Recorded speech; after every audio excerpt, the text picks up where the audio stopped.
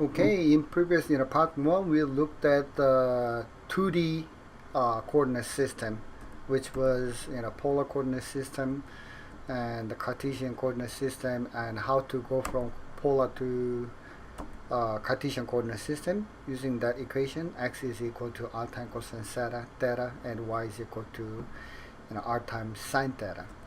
And today we are going to look into 3D coordinate system. So let's start by looking at the global Cartesian coordinate system. We call this as ECEF, an Earth-centered, Earth-fixed coordinate system. And this is a Cartesian coordinate system, so it is Earth-centered. So we locate this origin of the coordinate system to be center of the Earth, like you can see over here, and it is also Earth-fixed. This X, Y, Z is fixed to in a certain location of the Earth.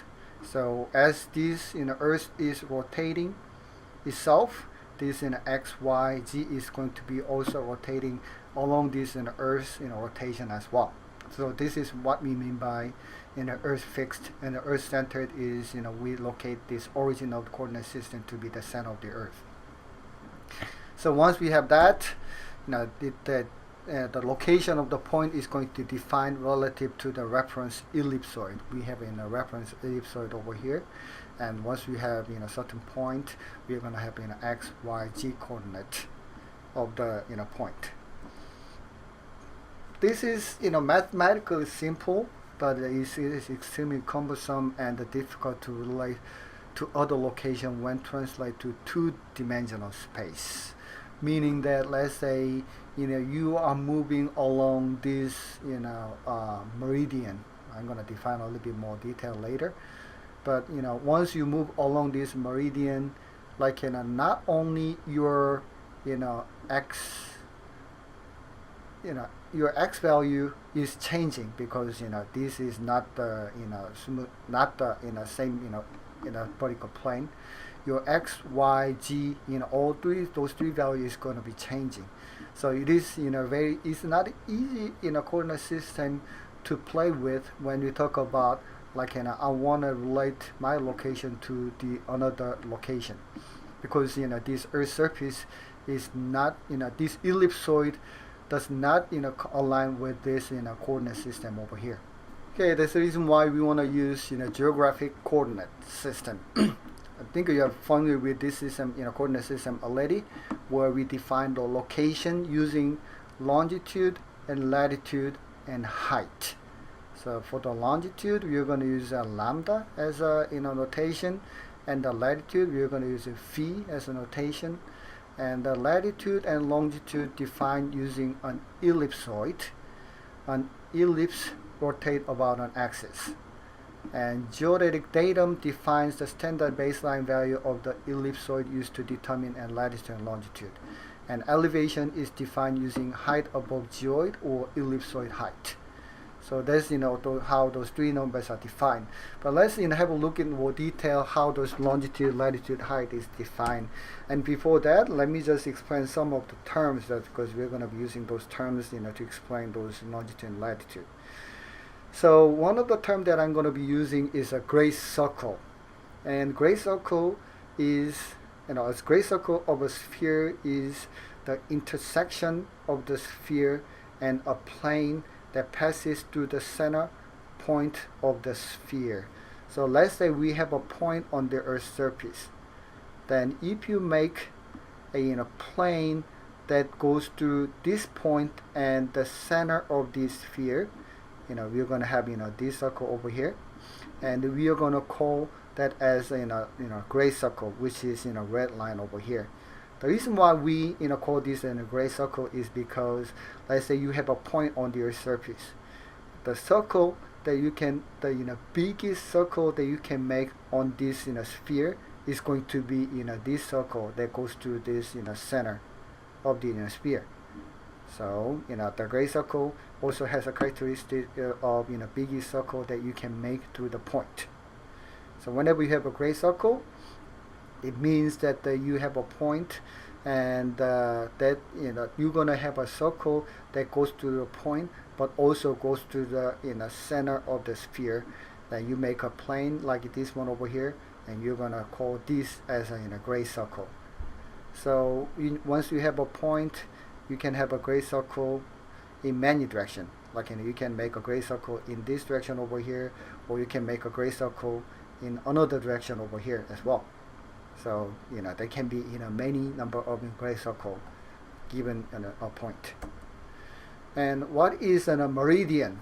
And meridian is a line on a spheroid connecting point of equal geodetic longitude. So we haven't looked at what is in longitude yet. So let's define the meridian using another the point. And in this case, meridian is a gray circle, but this is a gray circle that goes to the North Pole and South Pole.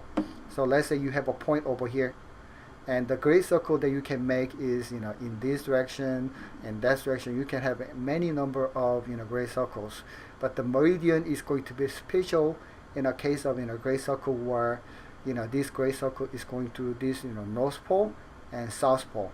In this case, this line here is going to be your gray circle. Your meridian for given point. And the prime meridian is a meridian at which the longitude is defined to be 0. In this case, this is your prime meridian, and this prime meridian is defined as location at the Greenwich Observatory. So if you go to the England, there is a line that defines the prime meridian, and the prime meridian is defined using that line. So given that location of Greenwich the observatory, and you make a meridian that goes to that point, that will define your prime meridian. So gray circle is kind of biggest concept in a special case of meridian, special case of gray circle where that gray circle goes to the South Pole and North Pole. We call that as a meridian. And the prime meridian is another special case where that meridian is going to the Greenwich observatory. So that now the concept of gray circle, what is meridian, and what is prime meridian. And let's go back to this slide over here, and how we can actually measure the longitude and latitude. And let's say we have a prime meridian over here. This is the gray circle that goes to the Greenwich Observatory and North Pole and South Pole. And this line here is the all the point that lies on this point is going to be the point where their longitude is equal to 0. So let's look at the longitude first. Longitude is the angular distance gamma between the prime meridian and the meridian of the point under investigation. So let's say you want to calculate what is the longitude of this point. Then you're gonna make a meridian that go to this point. In this case, this black line over here. Then you're gonna have a prime meridian over here, and this prime meridian and equator is at this point, and this meridian and equator met in this point.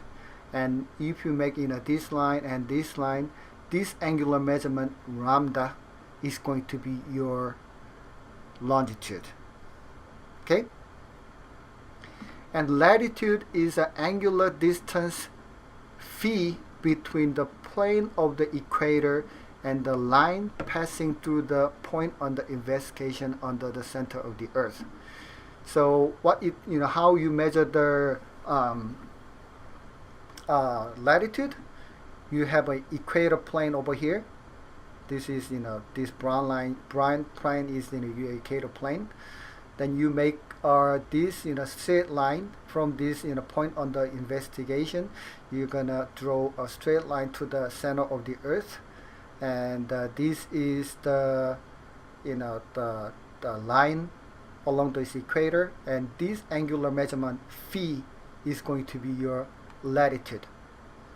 So if you look at this longitude can range from 0 to all the way to 360 degree, or if you cut this into half, if you say this is in a positive direction and this is negative direction, this longitude can range from 0 to positive 180 degree and 0 to negative 180 degree.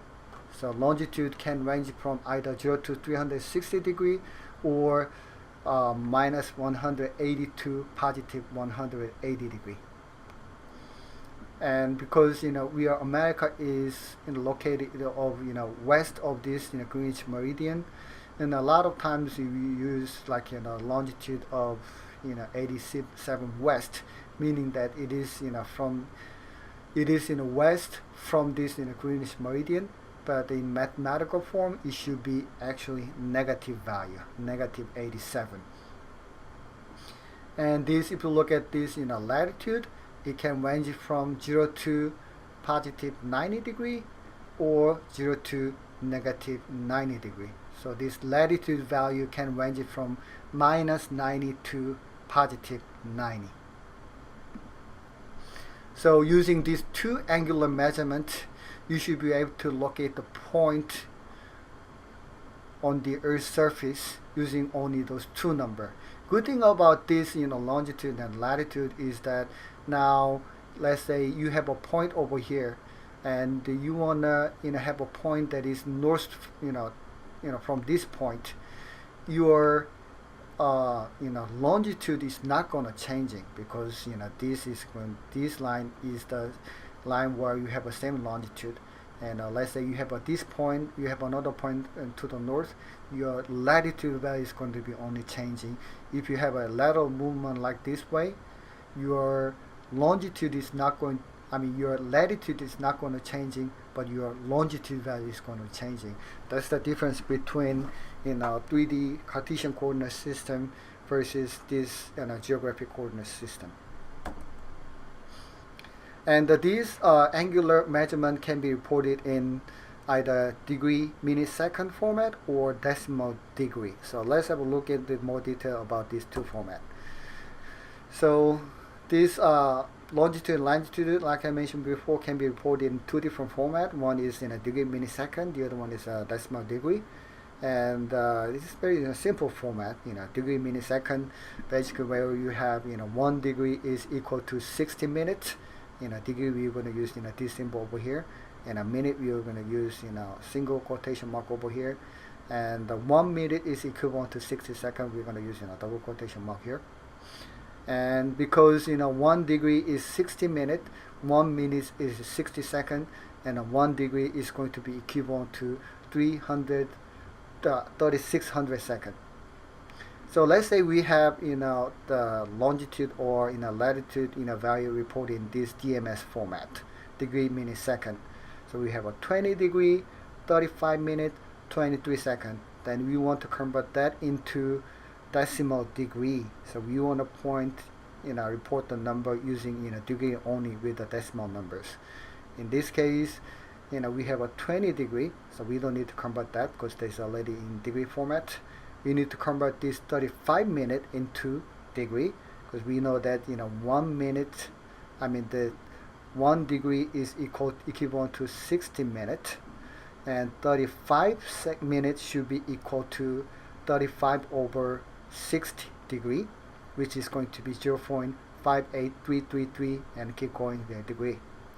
And we also have 23 seconds, like I told you, the 1 degree is equivalent to 3600 seconds.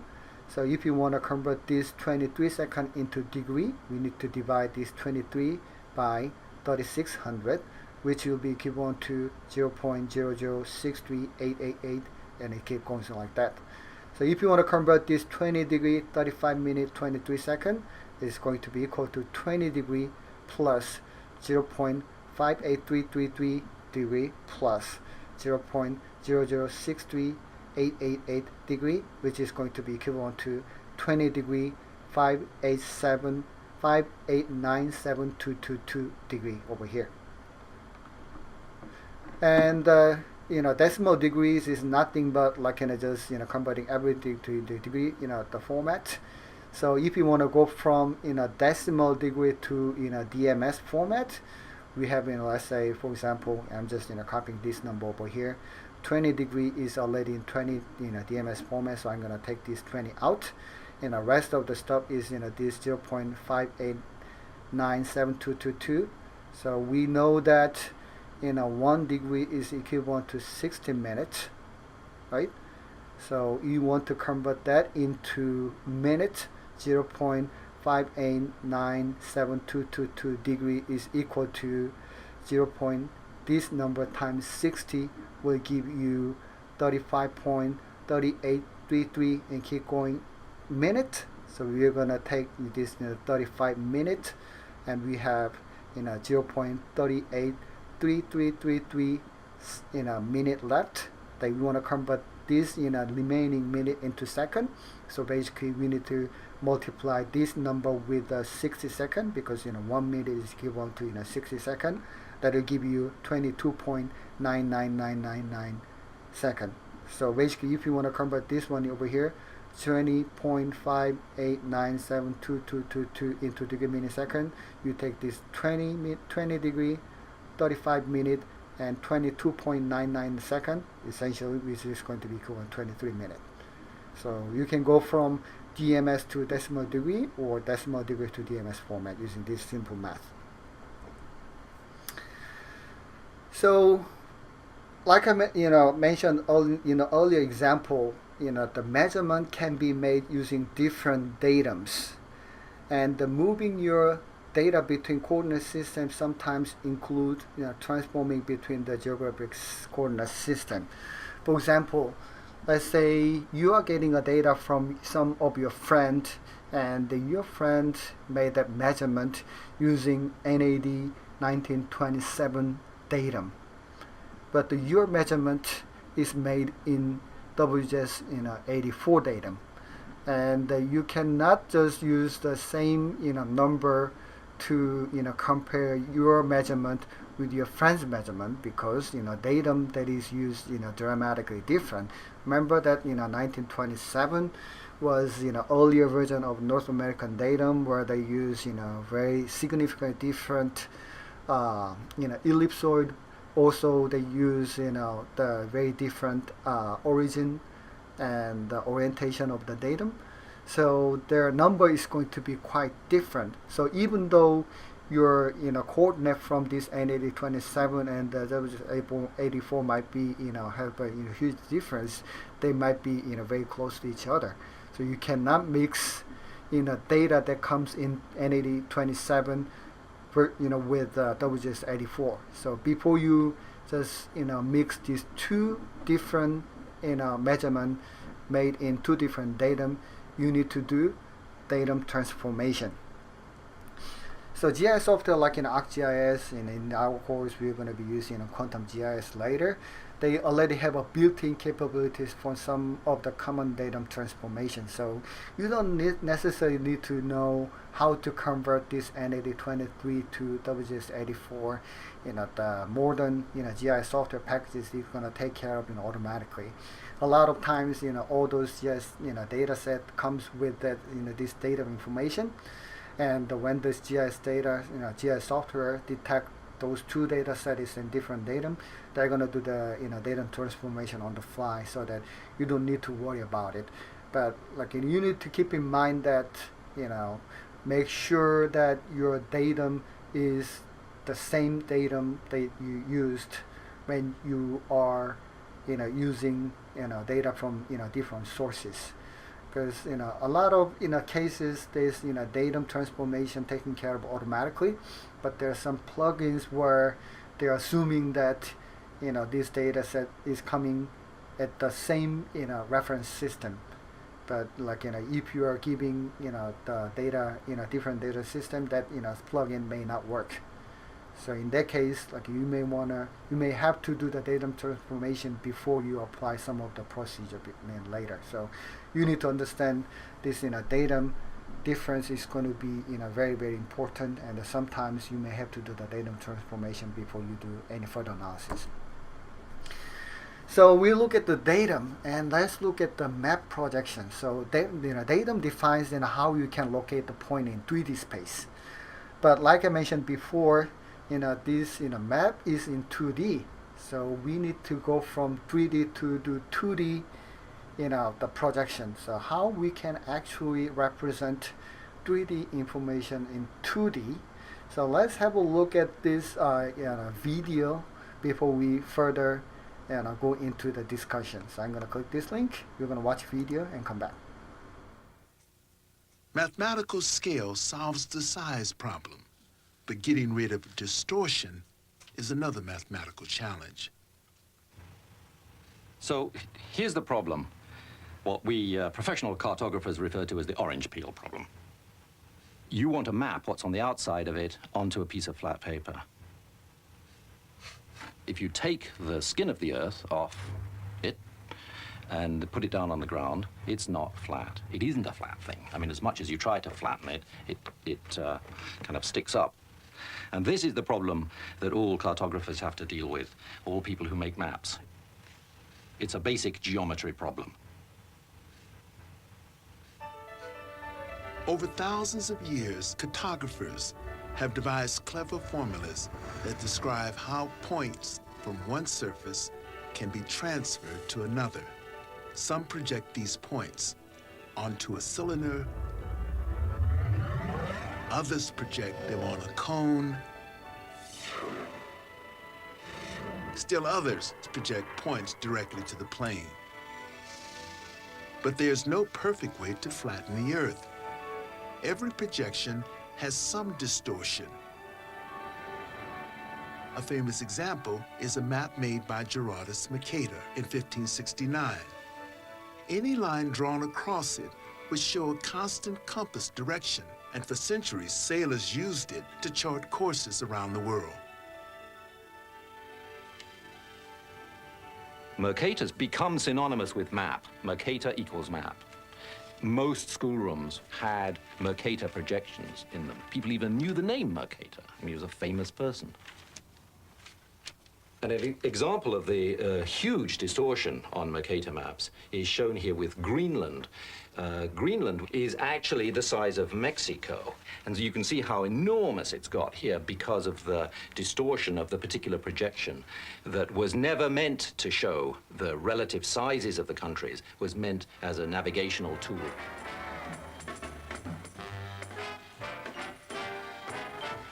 There are all sorts of maps, some good, some bad, some quirky. But all of these start from somebody measuring something. The way you represent that measurement, that mathematical measurement, can take so many different forms that the scope of the word map is enormous. Okay, as you can see from the videos, like making a map is not that straightforward process. It's mathematically very complicated, and like I mentioned before, whenever you're going from high dimension to low dimension, there's no way you can preserve all those high dimension information in low dimensional space. So, like depending on your application, what to preserve is going to be key idea about we have different types of map projection. So what is a map projection? Transformation of location in 3D space on the Earth's surface into 2D space on a map. Because map is on a paper, and a lot of times even though we have a modern GIS software, our screen is 2D. So we need to be able to represent that 3D space information on 2D space. So this map projection is how we can transform those 3D information into 2D space. So why this map projection is important? Because geospatial data comes georeferenced. A lot of times this data comes with 3D coordinate information or 2D coordinate information. Then how you can actually display that geospatial data on a map is going to be very, very important, because that will help us to visualize our data set. And coordinate system or Cartesian or geographic data is based on the Earth-based datum and map projection. Like I said, we have Earth surface over here. Then depending on what kind of projection that we use, this is an example of transverse Mercator. and this is an oblique in a Mercator. The map that you displayed is going to be quite different. So depending on what kind of map projection you use, the way how this information is represented on a map is going to be different. So we need to understand these different types of map projection. So what is map projection? Like I mentioned before, we have 3D Earth, like a curved Earth, geographic coordinate like longitude and latitude, and we want to represent that on a flat map, which is essentially this 2D paper, and we want to have want to convert that into X and Y, in this case east and northing. So basically this map projection is how to go from this longitude and latitude into X and Y coordinate system. Simplest way to is going to be like simply you map this longitude to be X and latitude to be Y, but this is not as simple as that. So this is why we have a different projection map projection system.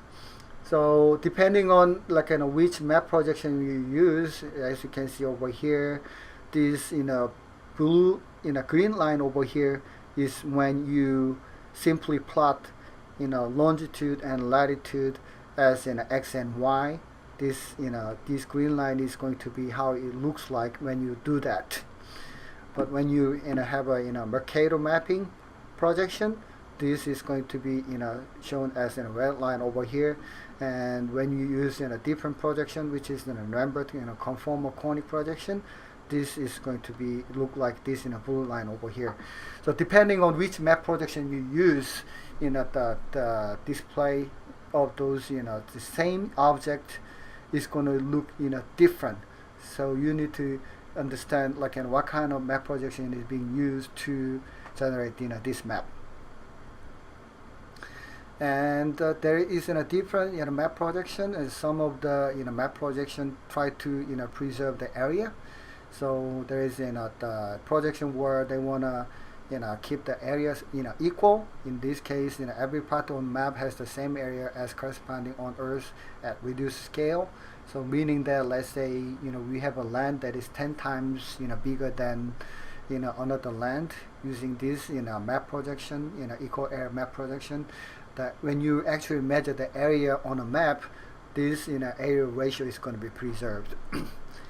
There is another map projection that try to preserve the shape. We call this a conformal map projection, and this is an example of Mercator map projection. They have the same scale in every direction at a point on the map.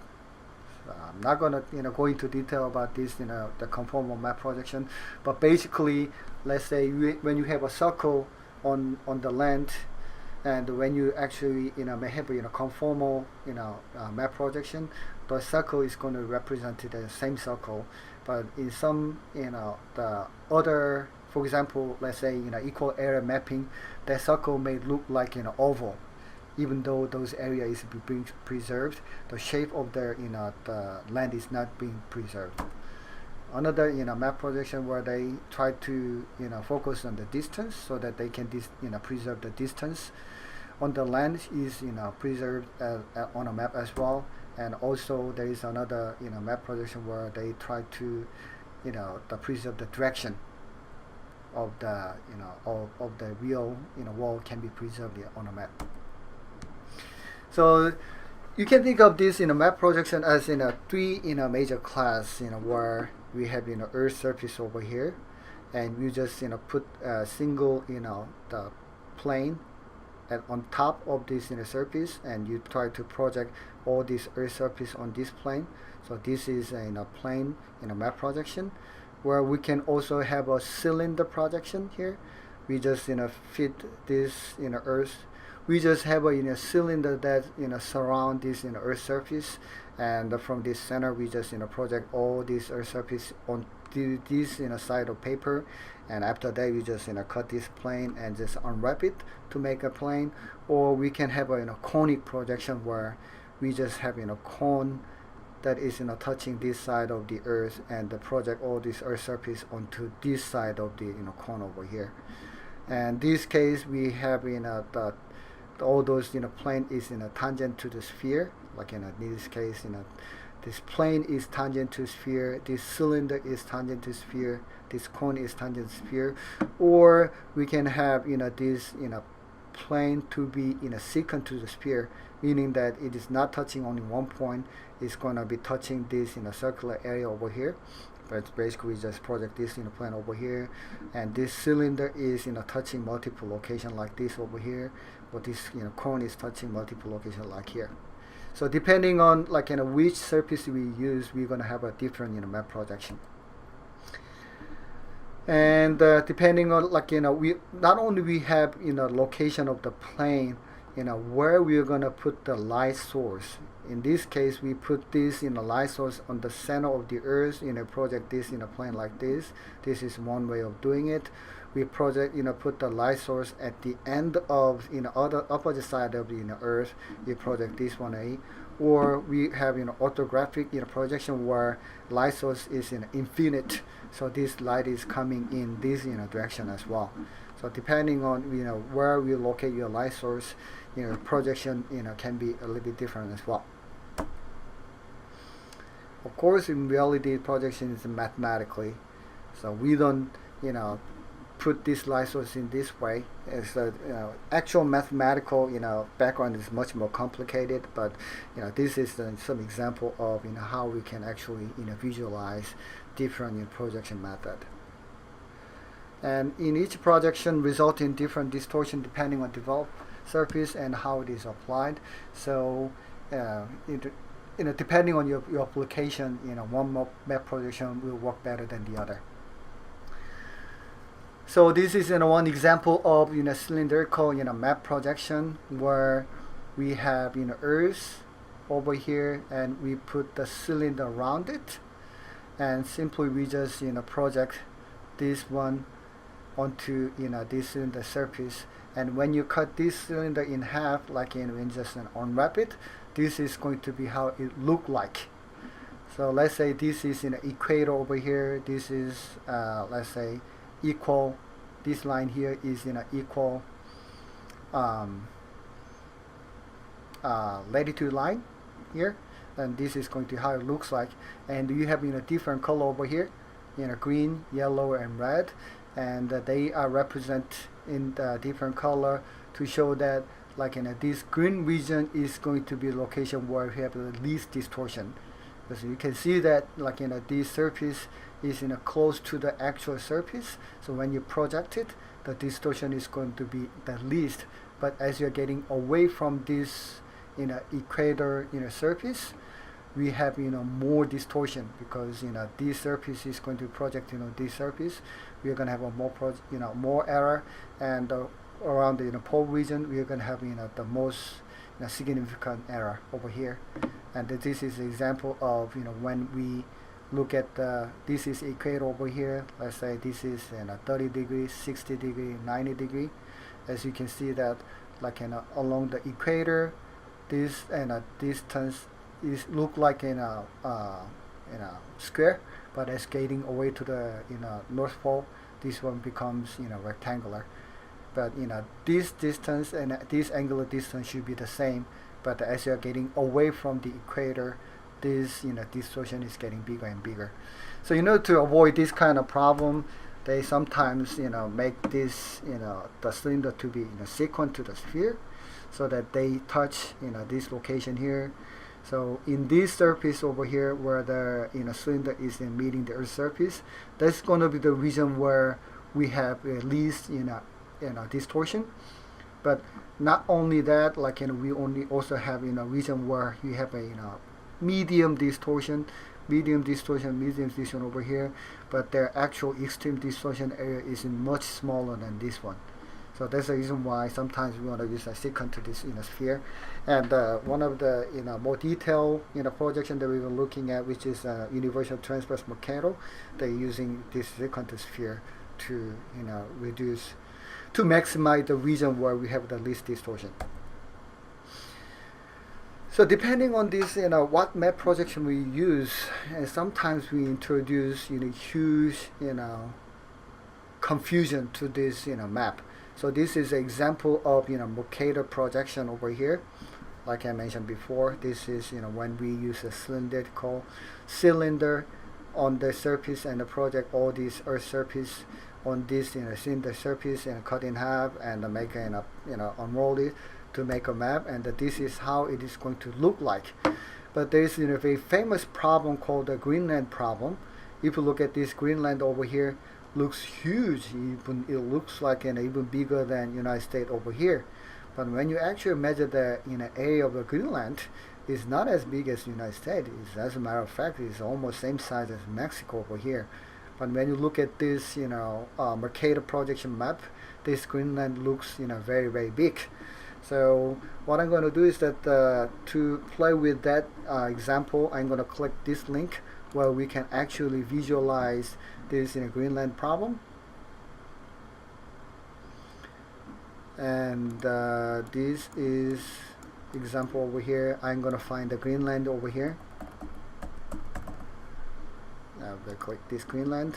This is Greenland. When we use Mercator mapping projection, this is how it look like. But when we move this land close to the region where we want to actually locate it, you can see that this, let me just zoom out a little bit, this Greenland is as a matter of fact smaller than United States. But the reason why it looks bigger is because of this Mercator projection. Mercator projection try to preserve the shape, in return they cannot preserve the area. So if we were to use the mapping projection where we can preserve the area, the area is going to look the same, but the shape of the or the land is not going to be preserved, so it's going to be distorted in that way. So you can play with it, like for example, this Greenland has area of almost 2 million square miles, and if I just type in Mexico, this one has also close to 2 million square miles as well. And if I just move this one onto Greenland, you can see that they are almost same size as in Greenland. So the reason why, let's going back to this map over here, when we use a Mercator mapping projection, the reason why Greenland looks big is not because actually the Greenland is big, but because the map projection we use cannot preserve the area, but rather they preserve the shape of the land. So you need to understand different characteristics of this mapping projection. And looking at different mapping projection itself is going to be very big area to cover.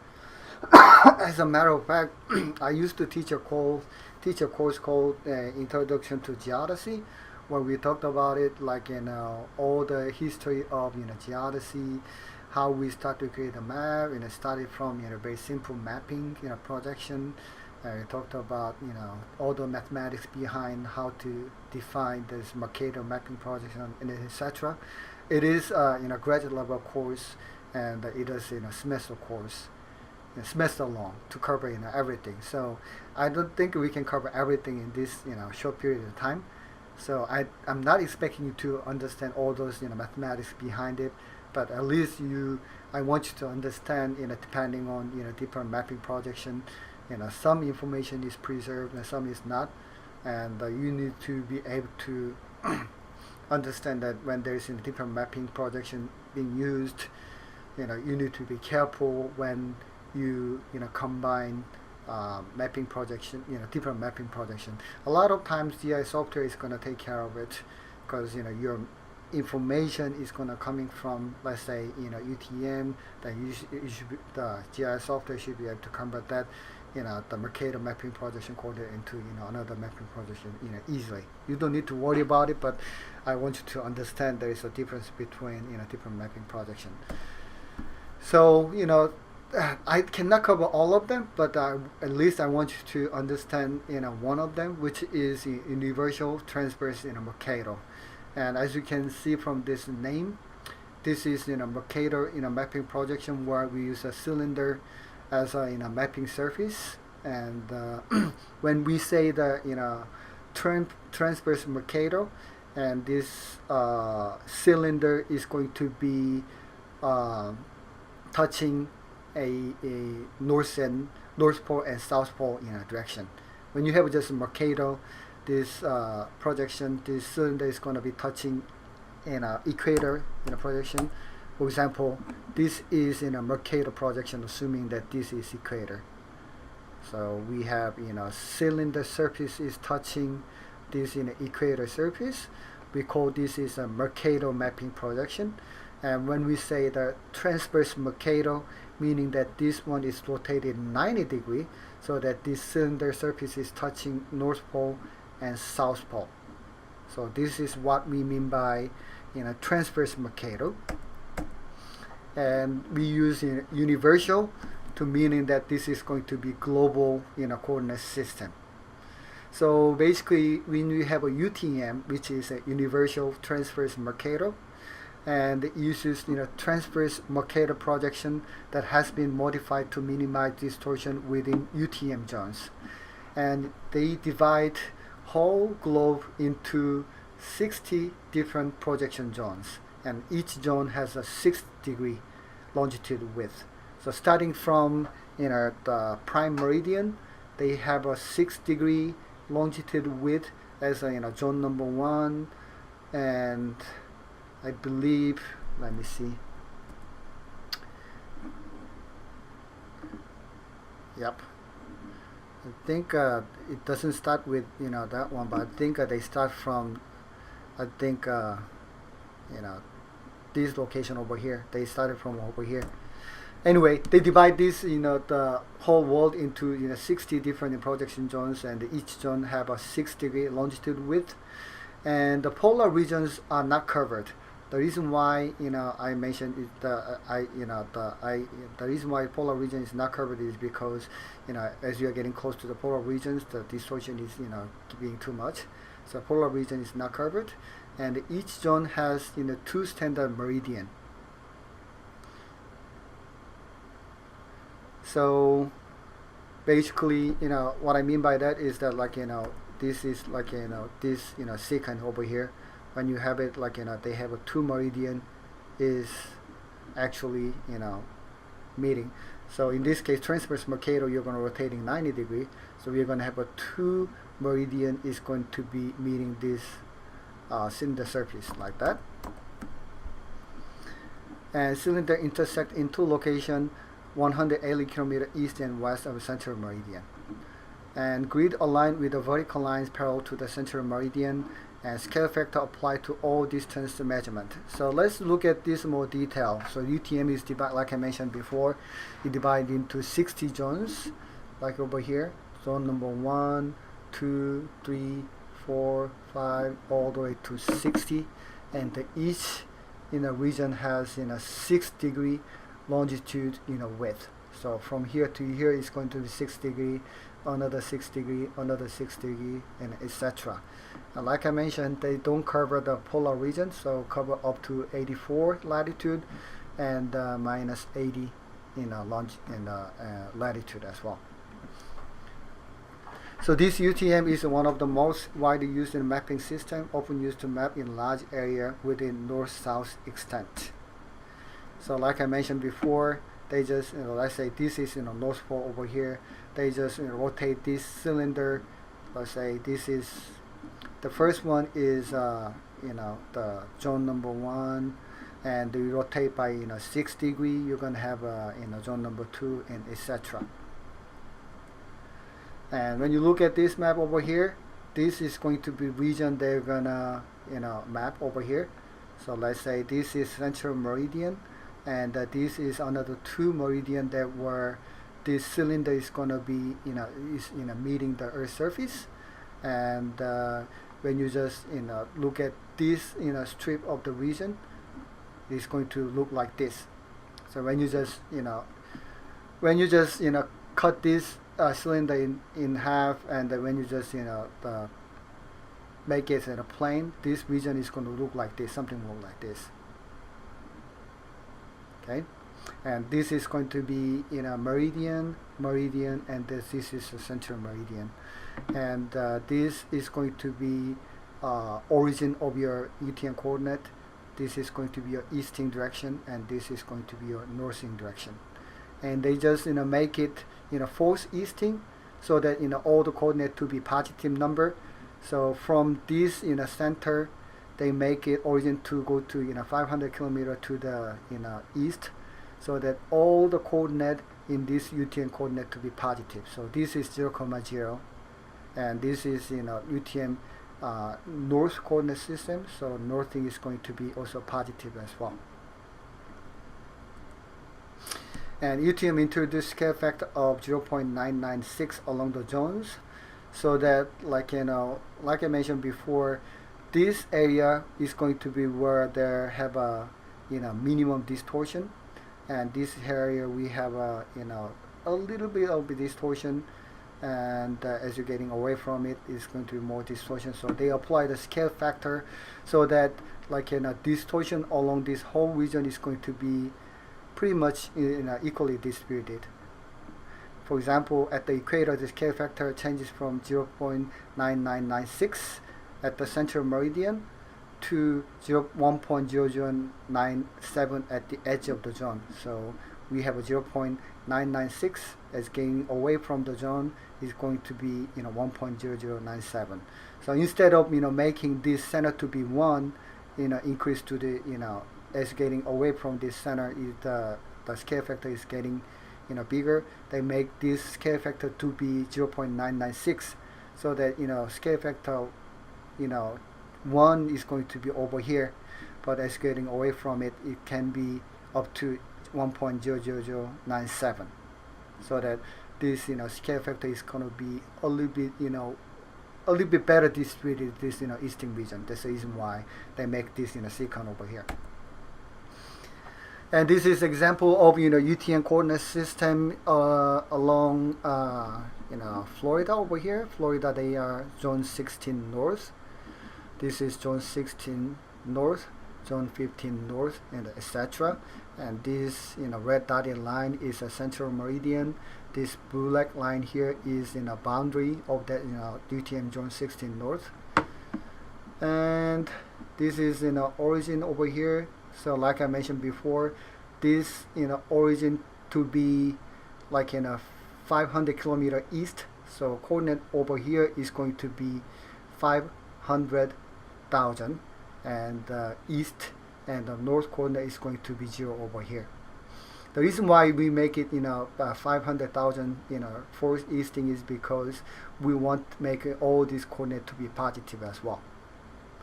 And because this is UTM north, UTM north coordinate system, we make it this one to be 0, so that everything to the north is going to be positive number as well. And this is example of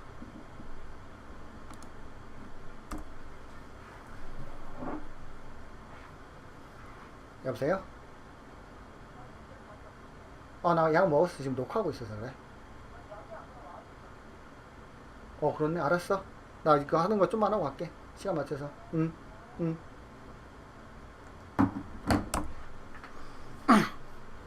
Okay, this is example of UTM projection, where UTM 18 north is defined this way, which is in a central meridian over here.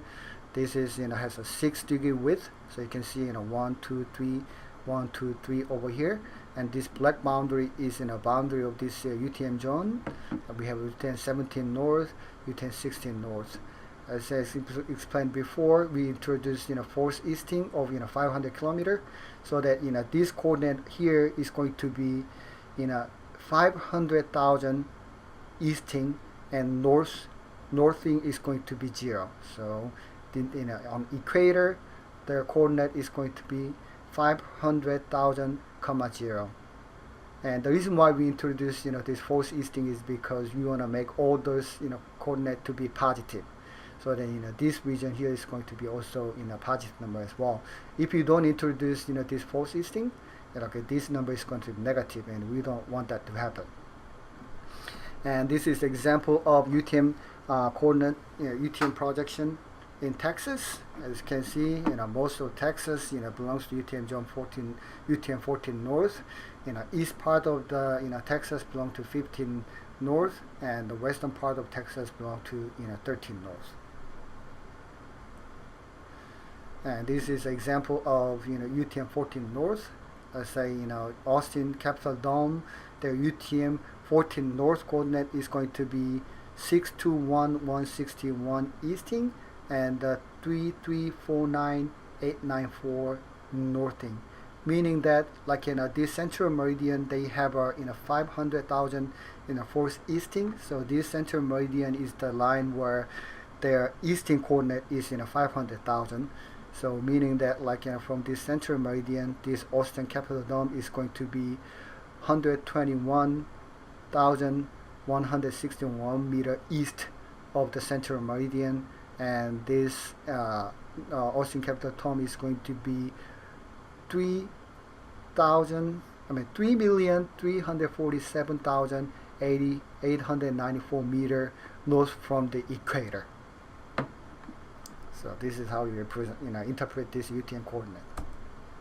Okay, now we looked at what is UTM and a coordinate system, and let's say we have a very specific special case where what if your data cross UTM boundaries. For example, let's go back to this UTM zones in Texas. We have a UTM zone 13.3, zone 14 and zone 15 like this. And what if your field is located at the exact boundary between UTM zone 13 and 14, and it doesn't belong to any zone solely, it is crossing this UTM zone boundaries. What you can do, there are several things that you can do. First, debug wider UTM zones. What I mean by that is you use one zone, the one with the most of the data, and just extended the UTM zones to include the other region. For example, let's say you have field that is located across the boundary of UTM zones 13 and 14. And let's say you have a 20-acre field, and the 5-acre belongs to UTM zone 13, and 15-acre belongs to UTM zone 14. Then simply you just decide to use UTM zone 14 as your mapping projection, and just simply extend it out so that the portion of the field that belongs to UTM 13, you just keep using it as a UTM 14. You extend the UTM zone 14 boundary a little bit wider. Of course, it's going to be affect your accuracy a little bit, but it's going to be very minor, so that you can just ignore. Another option is use different projection. UTM is very popular and very powerful, and is applicable most of the application. But you might have a different mapping projection you use for your project. And simply just assuming that just in the case where you have two different data sources coming from one UTM zones, and the other data are coming in as another UTM zones, and simply you just project those coordinate into common zones that belongs to the same UTM zones. So maybe you can just use different mapping projection as well. And another option is simply use a geographic coordinate, which is longitude, latitude, and in a height of a ground that is doesn't belong. That is going to affect which mapping projection you use, because those geographic coordinate is before you do the projection. So you just keep those geographic coordinates so that you don't need to worry about UTM boundaries, and later when you decide to use specific mapping zones, then you just project or do the coordinate transformation of geographic coordinate into specific projection that you decide to use. And the UTM, like I mentioned before, UTM is very popular mapping projects that you can use, and most of the times you can just stick with it. But there might be some cases where you want to use different mapping projections. And one most popular mapping projects that you probably encounter while you're working on this UAV data is something called a state plan coordinate system. And each state they have their own state plane coordinate system. For example, in Texas, we use Rambert conformal corneal projection to define our state plane coordinate system. The reason why we you decide to use a Rambert conformal coordinate projection is because it is good for east-west trending areas. And like a UTM is divided into 60 zones around the globe, and the Texas is divided into 5 different zones along east-west direction, and that's the reason why we decide to use a Rambert conformal corneal projection.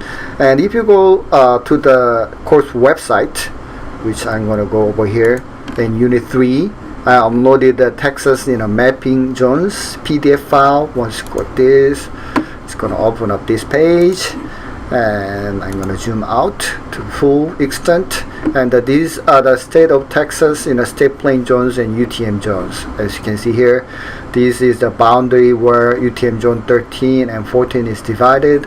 This is the boundary where UTM zone 14 and 15 is divided. We have already looked at it before. And in the same way, in the similar way, the UTM is divided into different zones, and the Texas state plane coordinate system is also divided into zones. And the first one here is the yellow one over here. This is the state plane zone 1, which we're going to call the Texas North state plane coordinate system. We have this one over here, and the second one is over here, state plane zone 2, which is in Texas North Central. And another one is here in a pink one over here is zone 3, and this is in a Texas Central state plane coordinate system.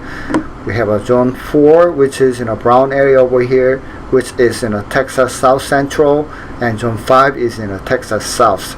As you can see here, this Texas is divided into east-west direction like this, and for the area where they're trending in east-west direction, and Rambert conformal conic projection is good for that kind of case, where trending area to north-south, the transverse Mercator is good for that kind of area. So that's the reason why we decide to use Rambert conformal conic projection as a state plane coordinate system mapping projection. So for example, let's say if you have an area where your field is located across the UTM zones, for example over here, and if you decide to use UTM, it's going to be problematic. But if you instead use Texas North Central state plane coordinate system, you'll be okay, because this Texas North Central is going to be trending east-west area, and that area, your field is going to belong to the same state plane zones. But while if you use UTM zones, it's going to be belong to 2 different zones. So let's go back to the our slide. So in a state plane coordinate system in Texas, we use a Rambert conformal coordinate projection and divide it into 5 different zones. And the different state, they have a different state plane coordinate system. For example, in Indiana, they have a shape that is longer in north-south direction. So they divide into 2 different zones, Indiana East and Indiana West, because they are trending north-south direction. They decide to use transverse Mercator as a mapping projection for their state plane coordinate system. And sometimes you can use custom projection. If you are enough background in survey, and if you know how to define your coordinate custom projection, it's up to you. You can have a transverse Mercator or oblique Mercator where your area is elongated in this diagonal direction. Then you can define your oblique transverse Mercator so that your central gray circle is going to be along this direction. Now you can define your own mapping projection to do that. But I'm not expecting you to be able to do that, but I just want you to let you know that transverse Mercator and Rambert conformal coordinate projection is not the only projection that is available, and there can be many different kind of mapping projection can be available. For example, let's say data across UTM zones so let's say you have an area where you cannot find any mapping projection, already defined mapping projection that will entail all your field. Then You may want to define your own custom projection so that your whole field is going to be covered by that custom projection. And last topic that I want to cover is EPSG code. And EPSG code is a collection of definition of coordinate reference system and coordinate transformation, which may be global, national, or local in application. So like I mentioned before, in order for you to have coordinate system, you need to have datum. Data. In order for you to define the datum, you need to define what is which ellipsoid you're going to use, and you need to also define where the origin of your coordinate system, what is going to be orientation of the coordinate system. So coordinate reference coordinate system, coordinate reference system, you need to have your datum defined, but also you need to have which mapping projection you're going to use. And that kind of combination, you can have so many possible combinations. For example, let's say you decided to use UTM-14 North, but which datum you're going to use? You can use WGS84, you can use N8083, you can use N8027. There's so many different types of datum that you can use, so many different types of mapping projection you can use. So there can be so many different combinations that can be possible among those. So including all those information with the text sometimes can be very tricky, and also it is not computer friendly to incorporate all this information into the file. So what they decide to do is we decide to assign numeric code for each combination. For example, let's say I want to use UTM-14 North with the WGS84 datum, and the corresponding EPSG code numeric number that for that combination is going to be 32614. That's why I know it, because I use that most often in my project. So instead of you say that UTM-14 North with the WGS84 datum, you say that my EPSG code is 32614.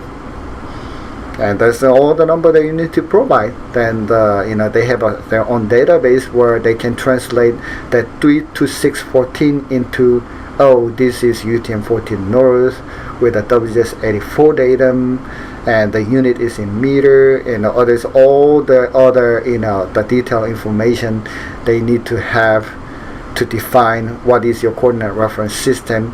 But also they can do the coordinate transformation. So let's say I wanna I have a data set UTM-14 WGS84, but I want to convert that into geographic coordinates, geographic coordinate, which is in longitude, latitude, and height. How can we do that? And all those EPSG code have relevant information to do those kind of coordinate transformation, so the GIS software can do those kind of work.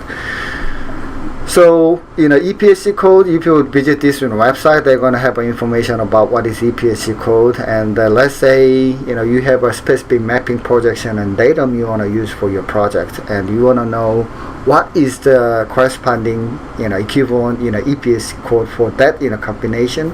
And the website that you can go is spatialreference.org website, where you can do the search. I'm going to click this. I'm going to go to this website over here. Okay, let's say you wanna find EPSG code for UTM-14 North with the WGS84 datum, and what you can do is you can just type in UTM Zone 14 North and click search.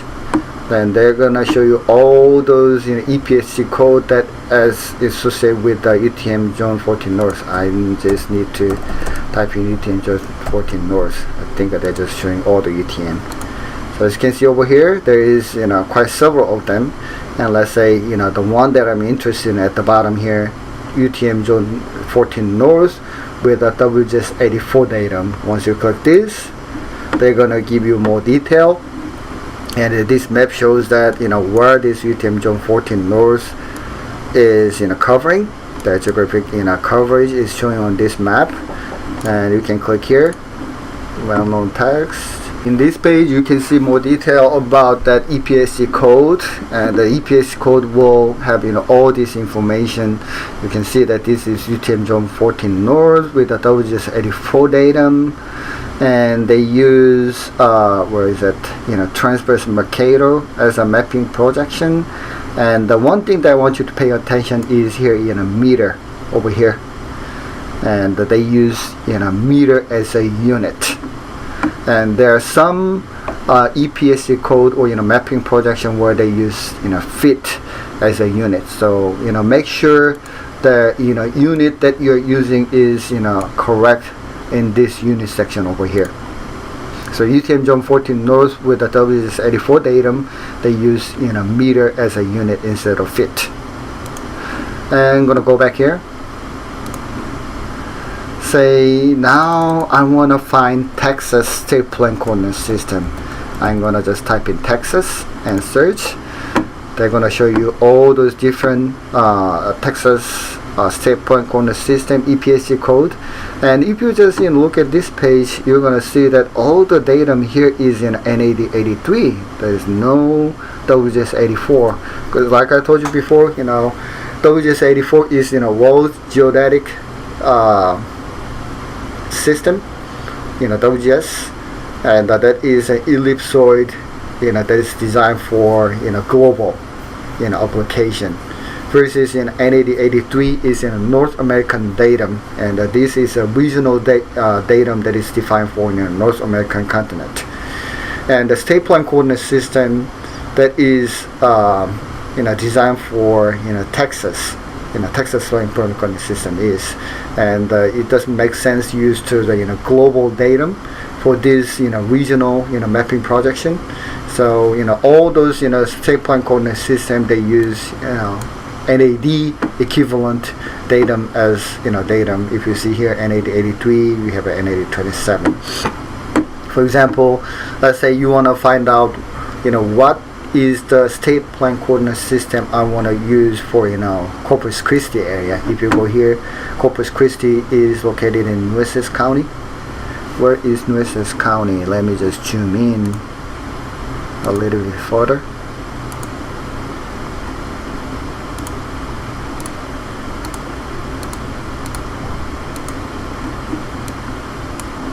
Zoomed out too much.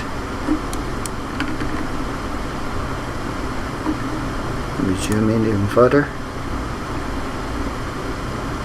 Oh, Nueces County is over here, and the Nueces County, we belong to Texas South State Plane Coordinate System in Zone 5, right? So going back to this web browser here, no, not this one. Going back to this web browser here,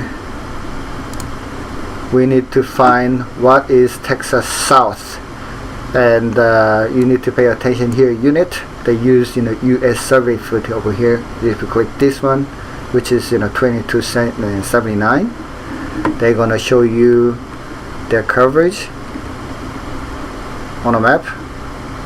As you can see over there, I think Corpus Christi is located over here. We belong to Texas South plane coordinate system.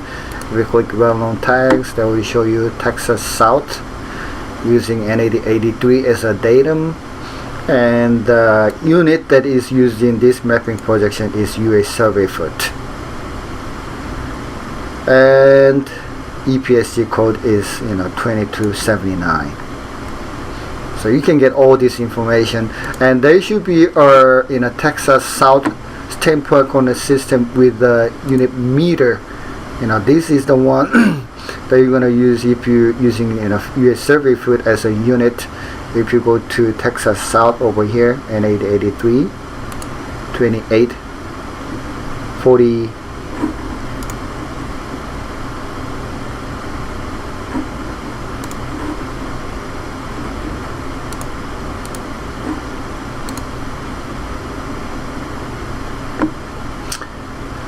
Let's say if we want to use meter as a unit, and we have this one over here, NAD83 Texas South over here, then you can click this 2848. They're gonna give you the area that is being covered over here. If you click this, they're gonna show you Texas South NAD83 as a datum, and now unit is in meter. And if you look at here, they use a Rambert conformal conic projection as we saw before, and the corresponding UPSC code is 2848. So going back here, let's say if you want to use a state point coordinate system as your mapping projection, if you use US survey foot, the EPSC code is going to 2279. If you use it in meter, it's going to be 2848. So this is how you find appropriate EPSC code. Or let's say if you have the EPSC code given, for example 326 14. If you do search, they're going to show you this is UTM zone 14 north with the WS84. Then you can click this and get more detailed information about that specific mapping projection with the data combination.